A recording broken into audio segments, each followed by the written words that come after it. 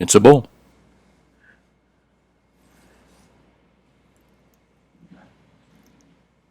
Good morning. Hey, what's up? This is Brian Kuzmar with Commercial Rare Coins and Precious Metals in beautiful Lauderdale by the Sea.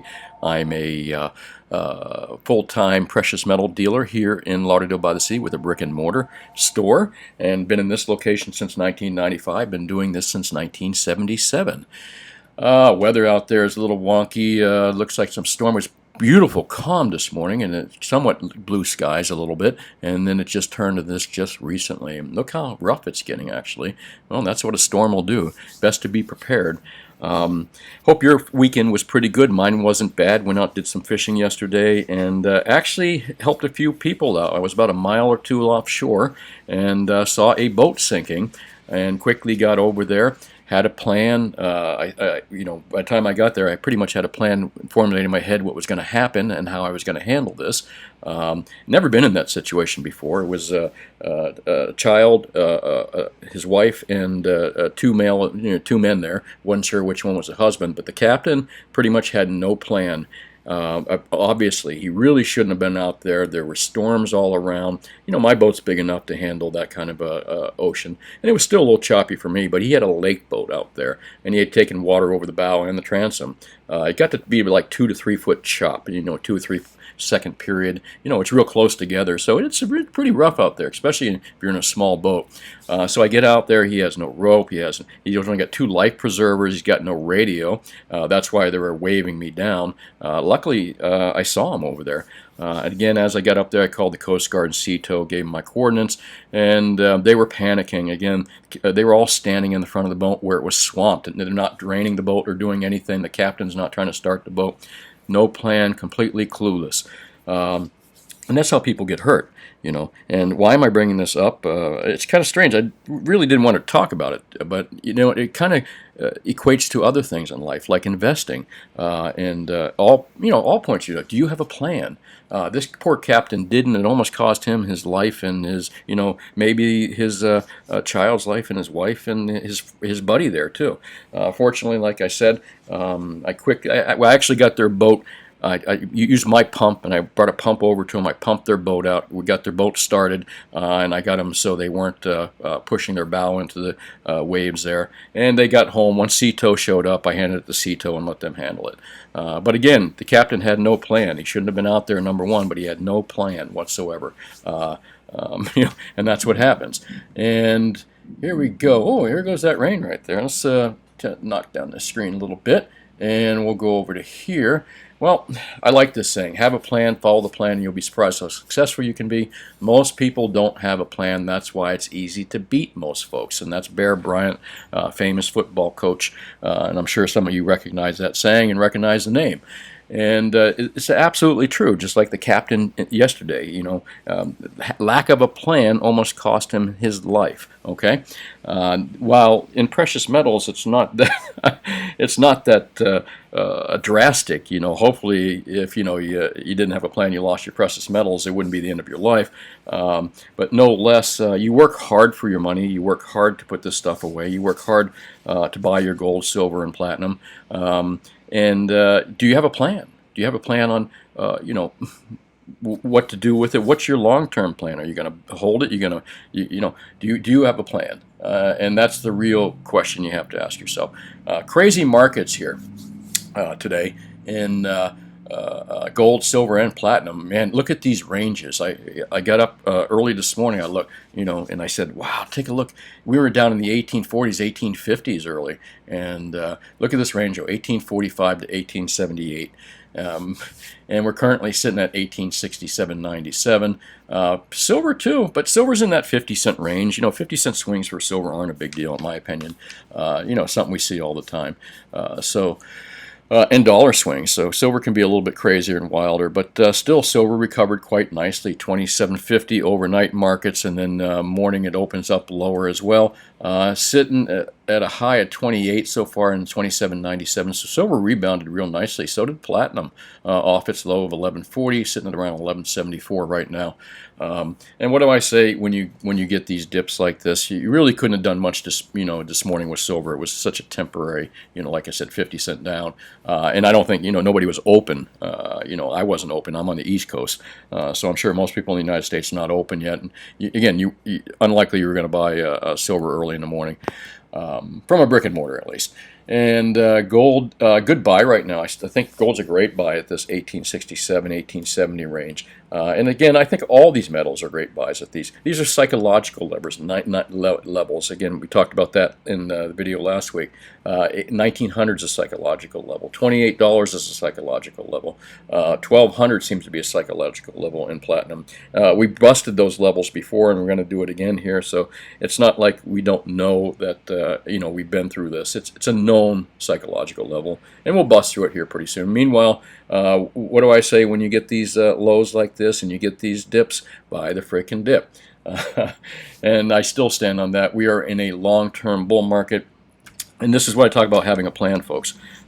Learning as much as you possibly can from people that have experience, people that do it for a living. I would listen to if a guy makes his living buying and selling precious metals, I would listen to him. If a guy makes his living as a mechanic and you don't, and you trust him, I trust a big factor here too. I just threw that in on you. And same thing with your dealers too. You got to trust your dealers. But you need to trust experience, and there's no substitute for experience. And experience means actually doing it. I hope I'm able to help you gain some of that experience. And again, my whole goal here is to teach you to learn for yourself. There's a saying that says you can teach a man to fish, you can give a man a fish, he'll eat for a day. You can teach a man to fish, he'll eat for life. Pretty cool saying, and I believe that as well. And what I'm here to do is to teach you how to fish yourself. Let's take a look at ZH. Not too much in precious metal news right there. Couple articles I want to talk about. Key events this week. The most important Fed. Now, if you want to know why gold got monkey hammered somewhat, it's exactly because of this. It happens it usually happens on Mondays too, right before the Fed speaks. These monkey hammerings. So people are afraid that Powell's going to raise rates and stop the QE tapering and raise yields on Treasuries, which what are they, 1.6 or 1.7 or something like that now, I forget. Raise them to 2% or 3%. Well, you've seen what happened last time they raised them to 2 to 3%. Markets had a complete breakdown. They had to quickly lower the rates again. And the thing, too, is what leads me to believe that they're not going to raise the yield that high. They can't afford to, number one. Number two, you've got German banks and you've got other central banks in Europe and other places that are actually lowering their rates right now. So, I think the Fed has to jawbone strength. They have to. They're stuck in this game. They've got no choice. They've got to bluff their way out of it if it's a bluff. No less, that's the reason I think we're seeing lower gold prices. Not so much silver. Remember, central banks primarily hold gold, and a lot of big institutions and a lot of big players out there for a risk asset hold gold as well. So when you see these big dumps in gold like this, it's usually an institution doing it, or as GATA.org says, they even think that the government's actually doing it. So that's possible as well.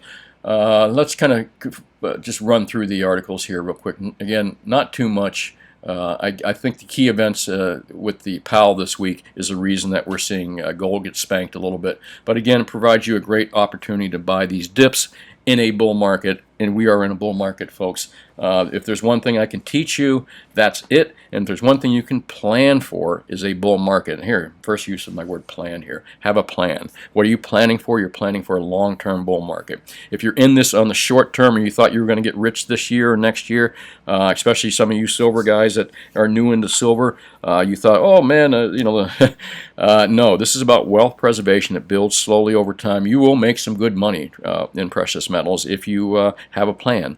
And the plan right now is to prepare for this bull market that we're in, and prepare to buy the dips when you have the opportunity. And there's other plans too, so make your own plan. Let's move down here and see what it is. Talking taper is the Fed starting campaign to slow its assets purchases. Kind of what we were just talking about right above here. And where is that chart that I was looking at? They were talking about 10-year treasuries. And everyone's talking about the inflation, that we're going to see big inflation coming up, and that the Fed is going to have a hard time fighting it or dealing with it.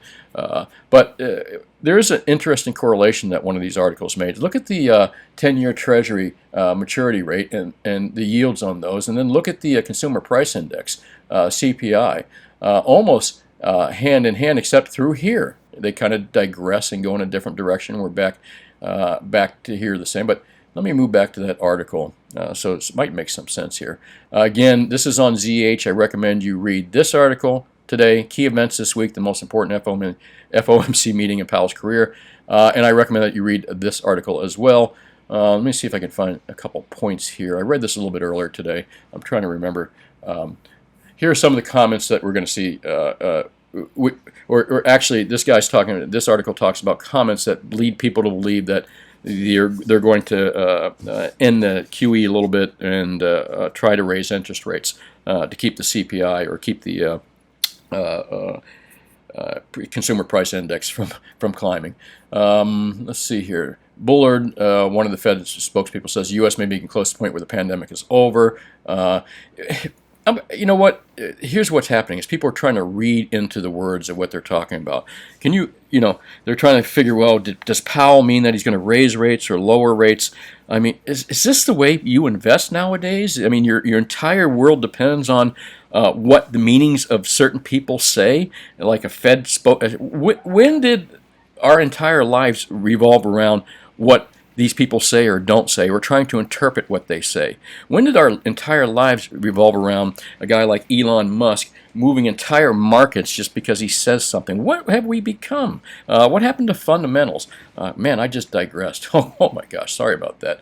Anyways, that's one of my statements, my go-to statement or my go-to word. Anyway, good article. Talking tapers the Fed starting campaign to slow its asset purchases. And I saw one other, futures hit all-time high with Fed meeting looming. Let's see here. What if everyone's wrong about U.S. inflation's impact on interest rates? And actually, that's where this little graph came here. Really good article that I think you should read too. Here, let me see if I can kind of get some things. Oh yeah, here's what we talked about. German bond yields topped out at minus 0.11% and minus 0.25%. You can't blame this. Good article here you should read. And where's some key takeaway points? Well, you know what? I'm going to skip this one. So sorry I haven't read you all the articles today. I'm going to make you read this one yourself. And I'll go back here. What if everyone is wrong about U.S. inflation's impact on interest rates? Again, it kind of goes over what we just talked about the interest rates and how raising the Treasury yields it's probably what people are worried about. Well, the common thinking is that when Treasury yields go up, the gold prices go down, but that's not true. You can also take one of those graphs, which I have to find for you, which shows that interest rates. Actually, hang on a second. I can do that right here. Where is prices? All right. Gold price, 100-year historical chart. Here's a good example where interest rates were just crazy. The Fed interest rates, treasuries, everything. Even CDs were paying like 10 or 12% at the time. When was that? 1980, our first really big gold market right here. There you go. Well, I'm pointing at it with my finger here. Sorry. There you go. 1980. Interest rates were crazy high. Treasury yields were crazy high. And gold was crazy high as well. Explain that one. So that doesn't always come true. And look at 2012. Interest rates were higher, and so was gold. So, I don't know where people get this idea that, Treasury yields will suck away money from the gold markets. If you got an opinion, let me know. And let me move into gata.org. Not much here to talk about, but again, like a broken record, I have to tell you, if you're new to watching this show, you need to have this site bookmarked on your page, on your web, on your browser. Sorry about that. because these are the guys that know who the players are, how they manipulate the markets, how the game is played, and they tell you, and you should be reading this on a daily basis if you're a gold and silver stacker. Not too much new since last Friday on here. BIS gold swaps rose in May despite the approach of Basel III rules.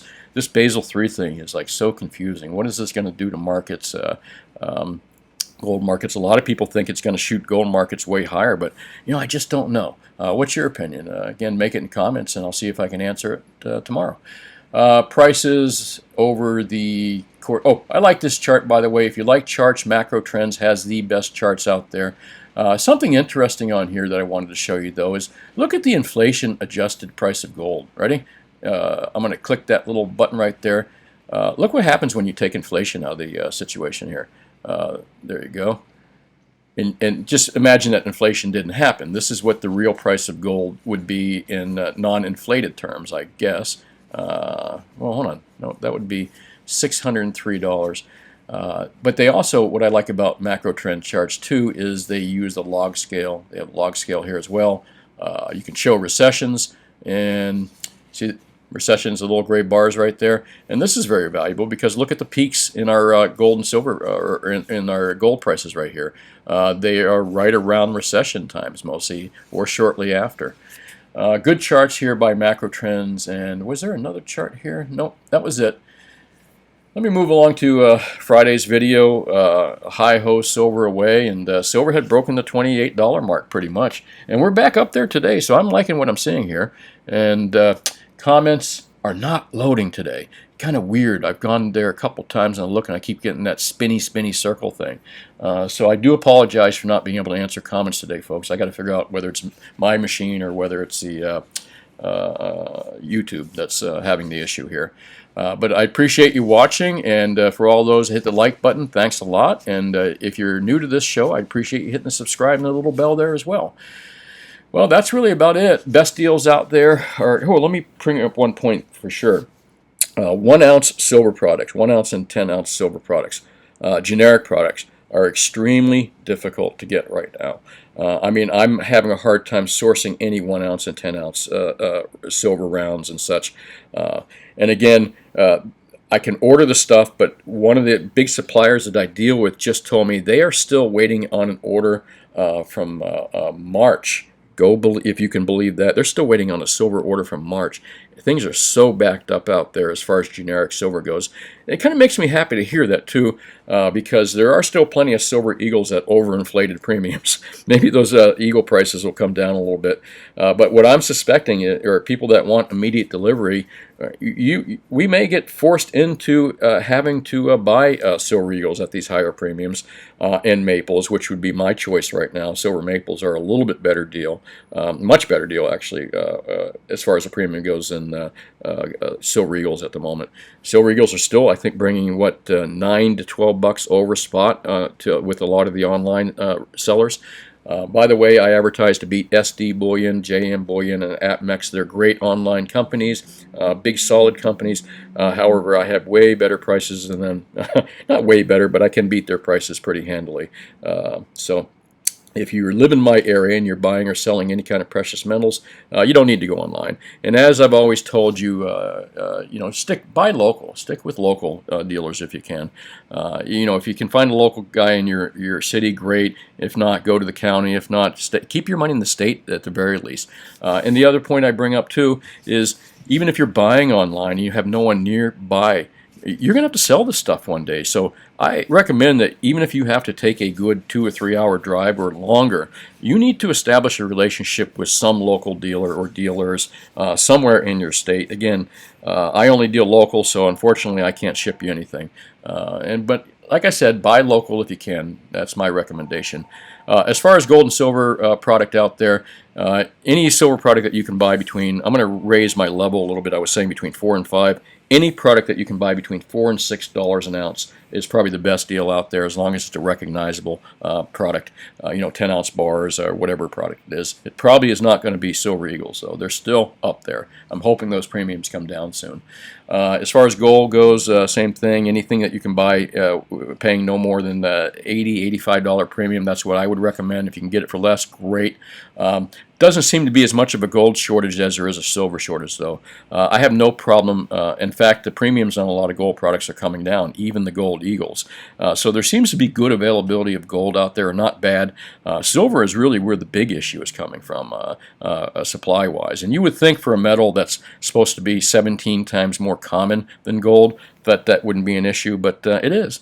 So where is all this silver going? Maybe we'll do a show on that. Well, that's really about it. This is Brian Kuzmar with Commercial Rare Coins and Precious Metals. Remember my mantra, buy local. And give me a call anytime at 954-493-8811 between the hours of 10 and 4, Mondays through Fridays. Happy to help you out with any questions you have. And that's really about it. I appreciate you watching, and let's see what happens tomorrow. Talk to you soon.